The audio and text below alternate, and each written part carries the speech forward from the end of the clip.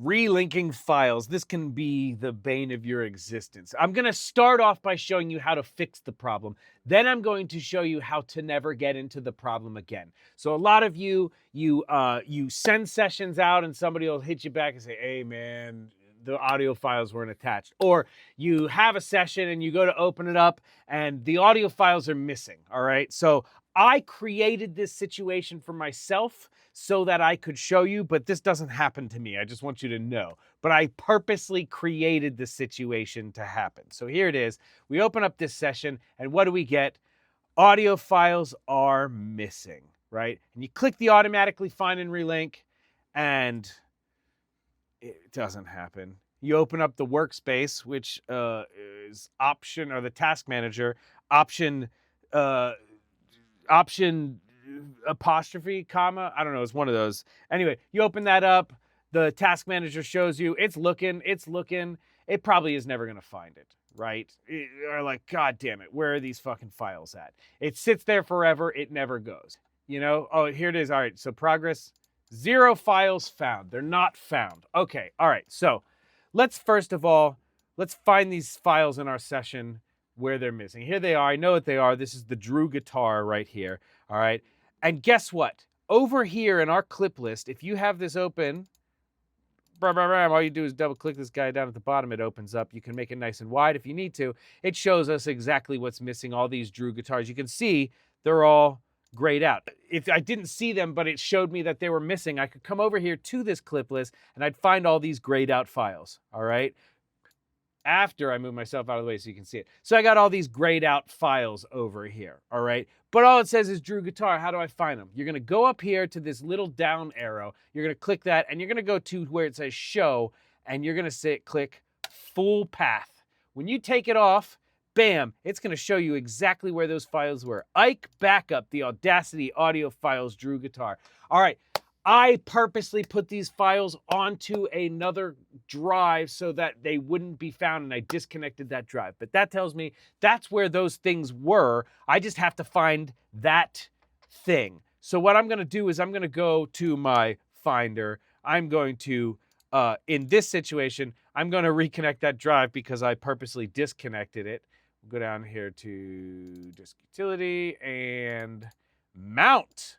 We're going to mount that drive. Look, they're back. All right. But that does not solve my problem because they're not in this session. And they need to be in this session. So how do I get them in this session? Well, this is what we do. We're going to right click that and we're going to click Reveal in Finder. And look at what it brings up. The specific audio files folder with all of these Drew guitar files. Now, here's the thing.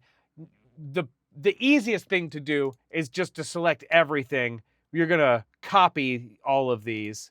You're going to go to this session's audio folder, which for me is right here, audio files, and we're just going to paste those right inside of this folder. Bam, done.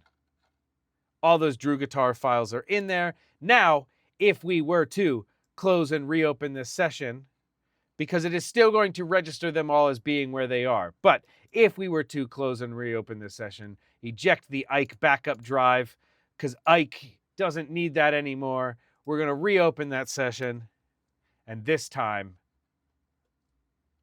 it is going to find those files directly in its audio files folder. It's not even going to have to go looking for them, because guess what? It already found them when it opened up right where it was looking for them. So, why does this happen? Typically, this happens for y'all. This happens because you download a beat, you drag it in. If you drag it in, it's still in the download folder. Unless it was an MP3. If it was an MP3 and then you dragged it in and it converted. If it converted, it automatically adds it to your folders. But if you imported it, let's do some import through the dialog, and you found, oh, damn it, my face in the way. You selected them that you want it, and you click this add button right here. All it is doing is it's taking those files from where they're at, and it says, hey man, this is where they're at.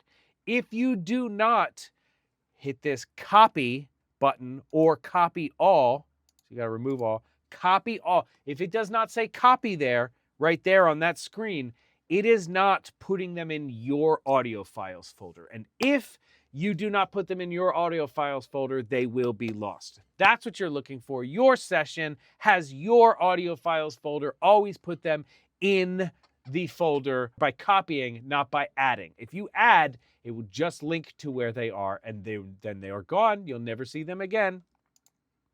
That is the biggest culprit. So if you are having problems, if this keeps happening to you, likely this is the problem that you are having in your computer. And if you just stop doing it incorrectly, this won't happen to you anymore. Now, this also goes along with people always thinking that, well, in order to make sure I have everything in here, I need to do a save copy in. This annoys the living ball piss out of me. Holy shit. Stop doing save copies in just because you want to make sure. This is not collect all and save like it is for Ableton. And Ableton, that feature is amazing. Pro Tools, please bring that to Pro Tools at some point too. But if you just do the save copy in, you're just creating a whole new file with all new problems that you're going to have. Sure, all the audio files are going to be in there, but now you've got 2 folders and you're going to be like, wait, oh, so now I got copy of Tyler music video, Drew guitar. Don't do that. Don't do that. Get them into your file. And then if you need to make a copy of it to give to somebody else and put on another drive, you can do that. But you don't want to just save copy in every time you want to collect your files, because you'll end up with a bunch of bullshit. This has been a reasonably short Greazy quick tip. If you are interested in getting better at this job and being not just a person who owns Pro Tools, but an engineer, I highly recommend you check out my course. Greazy Does It. It is available now.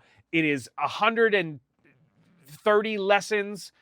Easily broken down from beginner to advanced knowledge. Everybody will find something useful inside of it. So check it out now. Greazy Does It. GreazyDoesIt.com.